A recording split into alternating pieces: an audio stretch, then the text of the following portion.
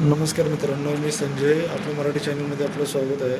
तर मित्रांनो बघा, हे मी MSS 100 हे डिव्हाइस मागवलं होतं. तर मागवल्यामुळं VLEकडून मागवलेलं आहे. हे सगळं मला जुनं प्रोडक्ट दिलेलं आहे, वापरलेलं आहे. त्याच्यामध्ये RD सर्व्हिस नाही आहे. सगळ्या गोष्टी, कोणतीच गोष्ट नाही त्याच्यामध्ये. ते कनेक्ट पण होत नाही आहे. तर मित्रांनो बघा, किती म्हणजे फसवण्याचं आहे. एक त्यांच्याकडून चुकून झालेलं आहे सांगू नाही शकत, कारण बॉक्स पण फाटलेलं आहे. सगळ्या गोष्टी, मशीन बघा मित्रांनो, ही कनेक्ट करतो आहे मी. तर डिस्कनेक्ट केल्यानंतर तिथं तुम्हाला एक दिसेल आता.